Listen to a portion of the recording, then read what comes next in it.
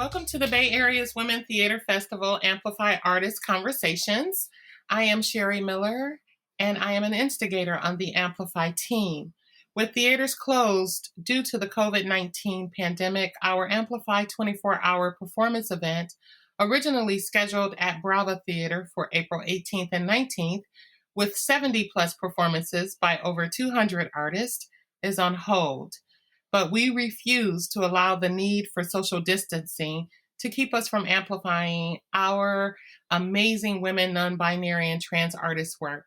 So today we're going to be in conversation with Toni Weingarten, and we will talk with her about her journey as an artist and the project To Tell or Not to Tell.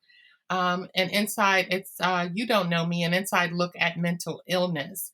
And you can find out more information about her work by searching on Facebook for the event To Tell or Not to Tell, You Don't Know Me, an inside look at mental illness. And by searching online, her YouTube videos are amazing. And please stay tuned for the rescheduling of the Bay Area's Women Theater Festival Amplify 24-hour performance event by visiting our website at www.bayareawomenstheaterfestival.com. And you can also make a donation to Toni's work through Z-Space and their donate page. Hi, Toni. Thank you for being part of our Amplify event, and thank you for joining us today. Thank you so much for having me. You're welcome. How are you doing? Well, given the nature of my show, which is the inside look at mental illness, I think I'm doing okay, given all the circumstances. Yeah, the shelter in place is definitely something to adjust to make adjustments to, and especially in using our art form. How have you been impacted as far as some of the work, and how are you keeping busy right now? Well, in terms of impact, I had 3 performances of the show scheduled, and of course they've all been postponed, hopefully not canceled, but postponed.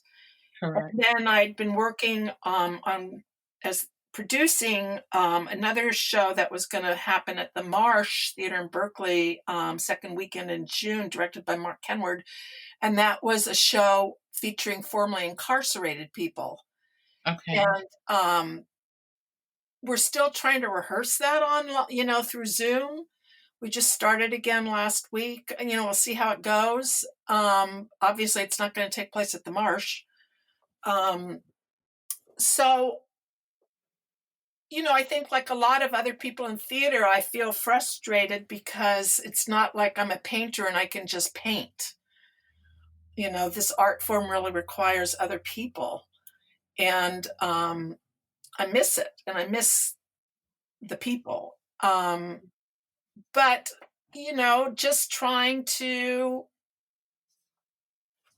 maybe come up with some other ideas for projects. Hopefully this incarcerated people's project, we can focus on that. I've started to think of maybe some other things I could write about to create another show.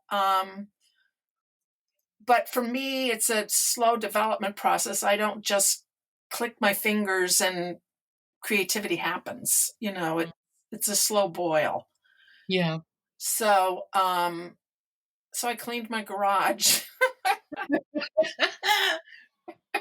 Not like me. And I've been doing some cooking and a lot of FaceTiming and Zooming, and I organized a family Seder the other night with 10 households throughout California, and so I'm feeling very techno-savvy, and I don't know, just one day at a time, I guess, one day at a time. Yeah, one day at a time. I think where I'm benefiting from slowing down is by having more time to really connect with people that I wouldn't normally have a chance to talk with, like having a conversation with you. Yeah. We curated this program with so many artists, and there were so many that we don't know personally. We don't know their work personally. And this is a great opportunity for us to get to know you all a lot better.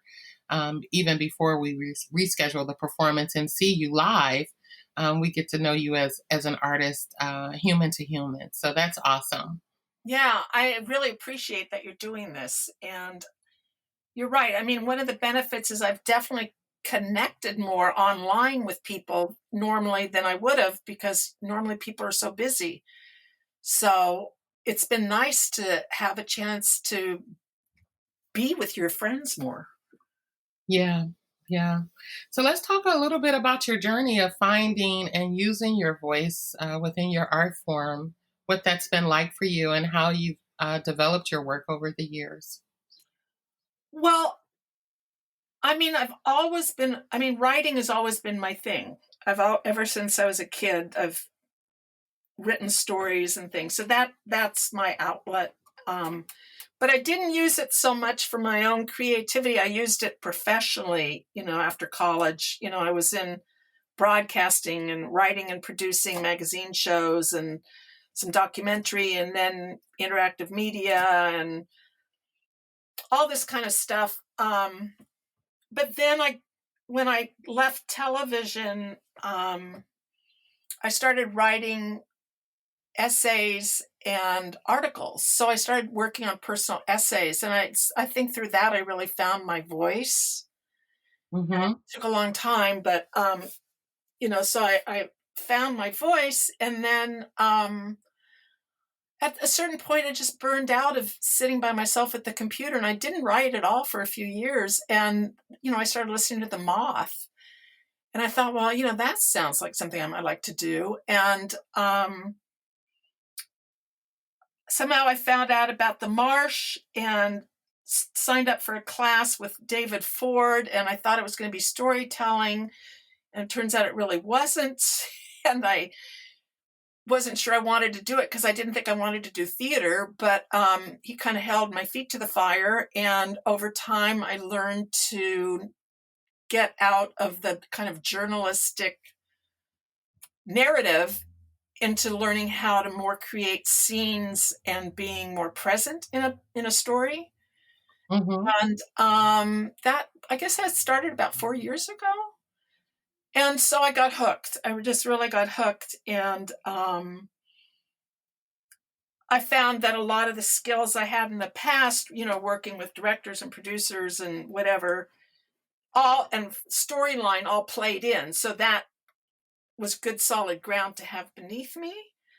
And then learning to act, I started taking some acting classes. But for me, the big thing was the community, that there is, at least when I started in David's classes, the other people, everybody was so open and vulnerable and supportive. And I just felt like I was in my element. And I've met people from every walk of life who I wouldn't have met otherwise. And I just find the solo performance community to be really rich and really supportive. Yeah, Um, and I'm so, at home. I'm at home with theater too. It's definitely. I found my home. I found my tribe. I found my safe space. yeah, exactly. And it was interesting. I spent a year before when I started, when I knew I was going to do this "You Don't Know Me" show. I started looking for a director and raising money, and I thought, well, I need to take some acting classes. So I took almost a year of acting with Rachel Adler. And I realized what I was so interesting about the theater and acting. I think it's one of the only places other than therapy that really welcomes your emotions. Yeah. And that was like such an insight for me. Every other job I've had, nobody wants to know what you're feeling, really. No. So to go into a stage and go up there and have the teacher say, "Bring it," um, so yeah, I love theater. And so that's kind of how and I do like producing also, and I've done a lot of it in television. So those skills transfer over. So being able to make something happen around a theme, like this one that I did of mental illness, I knew I didn't want to you get up there. If you go to like some of these other shows, you perform maybe after someone that talks about how her grandmother taught her to knit a doily and how meaningful it was. And then you get up there and talk about your mental illness, and then somebody else gets up and talks about karaoke, and it's just not. It's not a safe space.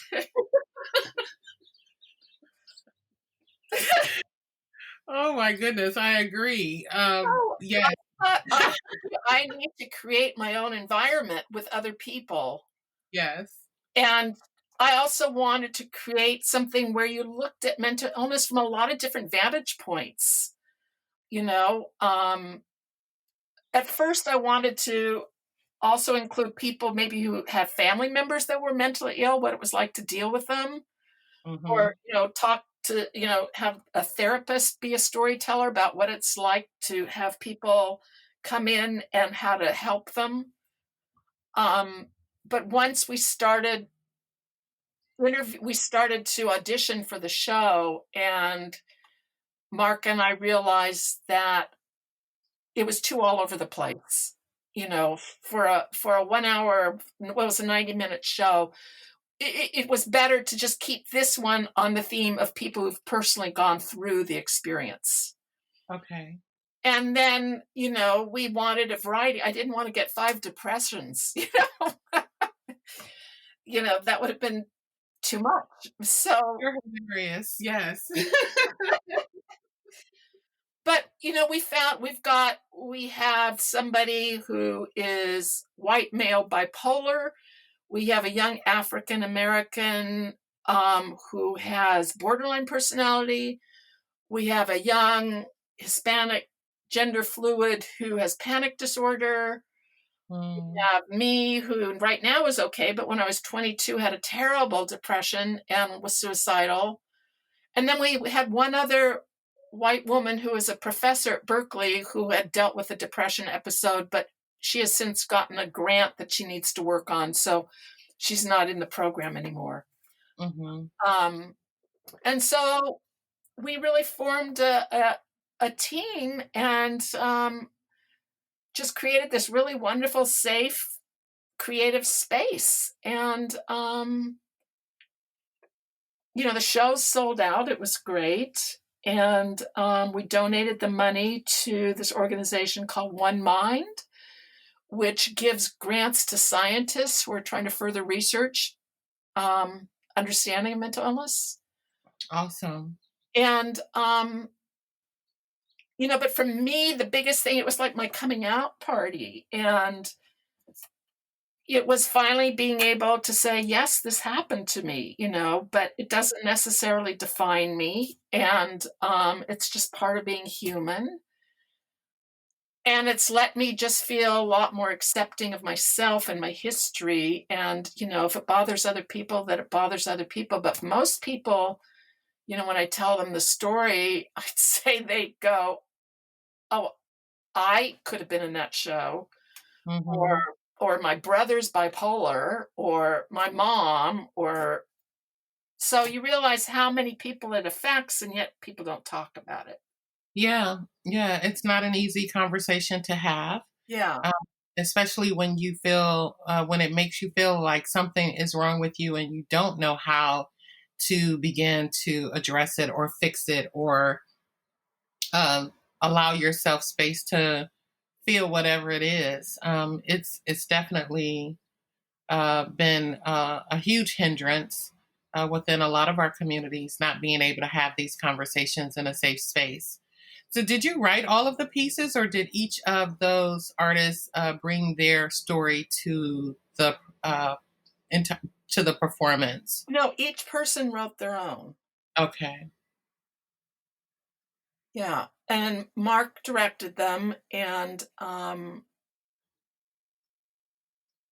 yeah, and everybody had a unique take. And that thing that's so nice is everybody's piece has humor in it, because everybody who's in the show is a solid, well-functioning member of society. They just have issues, Mm-hmm.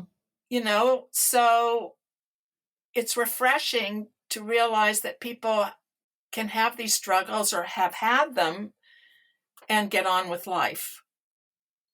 Yeah, that there's another way to even view it. I had a conversation the other day with someone who has been battling cancer for a while now. And we were talking about the impact of what we're experiencing now with the shelter in place. And he said, I've been doing this for a while because I had to go 8 months without having contact because I was so susceptible to sickness, other illnesses, going through chemotherapy. So he said that it's a state of being. I don't look at it as I'm sick. I I am, I have cancer, but I am not sick. And so I think even looking at our mental wellness is I'm not sick. I'm having difficulties processing this, or I'm having difficulties um, um, managing these types of thoughts, but I'm not sick. So Right. it's a different way of looking at it, truly, Right. that can help us. Yes, I totally agree. Uh-huh. So, what excites you most about performing and being a part even of the Amplify 24-hour performance event? What excites you about the work? Well, that moment when you're on stage and you're just completely present Mm-hmm. and you're just in the moment and you're grounded, you're feeling, your feet firmly on the stage, and you're just relating your piece to the audience. And there's just nothing like that live interaction. And, you never know how it's going to come across, but for me, because the stories that I do are personal. So afterwards, when people come up to me and tell me their own stories related to mine, like, oh, I even had one guy come up to me and tell me, I was in that same psychiatric hospital as you, Mm, or yeah, I had this situation with my father or whatever. And so you realize that it's not just your story, it's other people's stories too. yeah. And you're just giving voice to it. Um, and the idea of the 24-hour, it's funny because the first thing I did when I applied was say, I'm not a night owl. I'm going to have to perform during daylight. So I'm in awe that there's people that are awake at 2 in the morning who can, Oh yeah. oh my God. Oh But yes. We were programming for the overnight and thinking of ways that we could draw in that club crowd and keep the party going. well, maybe I'll go to sleep and then wake up and come back. But it just sounds like such an amazing thing that, you could just drop in and hear all these different stories. And, Hmm. also that it's supportive of women and non-women identified, I mean, this is all new to me. I'm older, so I'm still learning the lingo. Yes. Um, but, it's just such a bold idea. And I mean, I really love the small theater scene in San Francisco. Like, I am in love with Stageworks and Ty McKenzie. I mean, what she's done with Stageworks and giving people opportunities to be out there is incredible. So while I enjoy going to the Berkeley Rap or the Aurora or, Shotgun, whatever, these little theaters are just giving so many people voice. Hmm. So I just want to support that. Yeah. It's very important for us to find ways at this point to really extend our reach and build our audience beyond places that people would normally go and get to know smaller theaters and find ways to collaborate with them right now. We're in this together and we're going to be stronger together for sure. I sure hope so. I just think of all these people that are out of work and I just go, holy cow.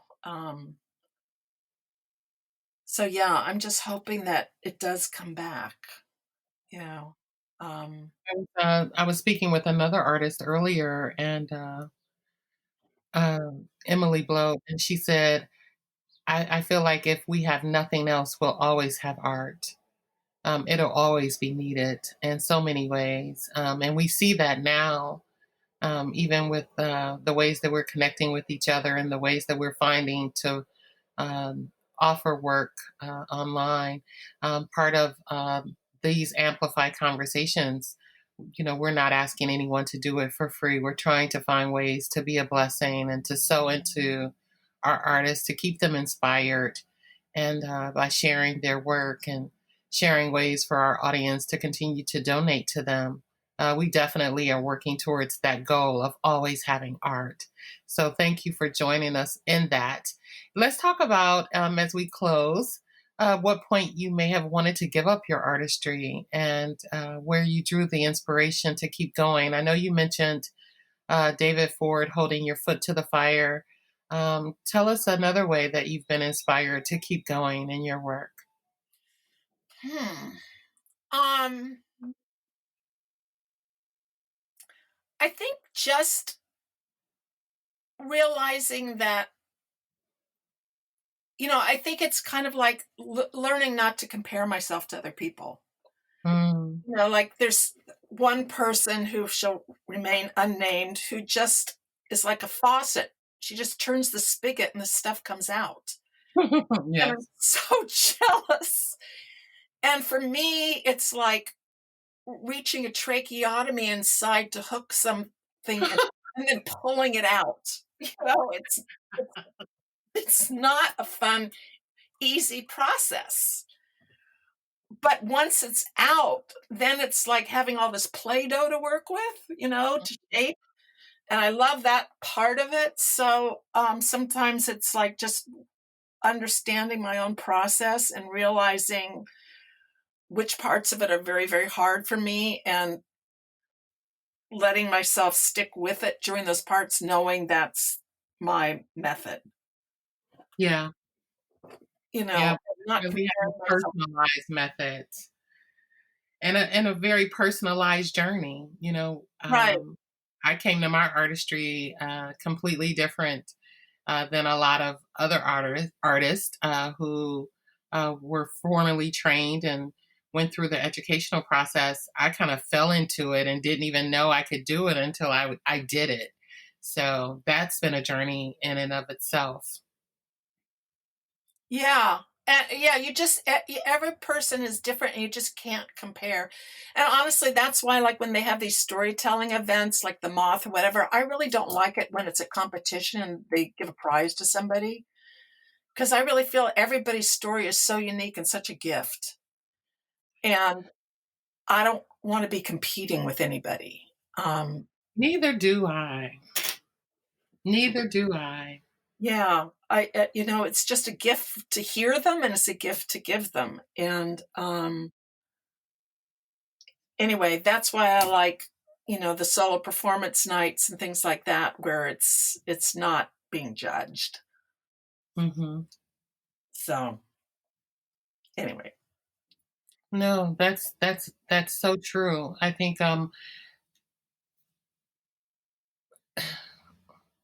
this environment sometimes it makes an artist feel like there's no space for them, or there's only space for one of you, or the top one, or you're not the right fit. But I have witnessed so many different artists take up space in so many different ways. It can never be limited. Our artistry is so personal.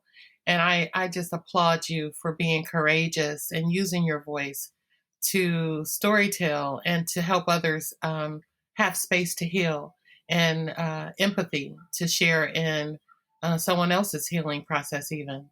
So, thank you. This conversation has just been inspiring for me and hopefully for the audience as well. We thank you for your artistry, your excellence, your commitment, and we are even more excited to provide a platform for you to showcase your work when we're allowed to take up space again. And thank you all for listening from wherever you are. You can find links to Toni's work on our social media page, Bay Area Women's Theater Festival. And by Googling Toni's name, Toni Weingarten, and it's Weingarten. And also by searching on Facebook. And say one more time, the title of the work is You um, Don't Know Me, An Inside Look at Mental Illness. Thank you. And your piece is To Tell or Not to Tell, correct? Correct. All right. Thank you so very much for joining us today. And please, if you can, make a donation of any size to the Bay Area's Women Theater Festival to further the work, as the commitment to our art is unchanged. Amplify women's voices with us today in art and community, health and wellness. We're signing off. Thank you so much, Toni. Thank you.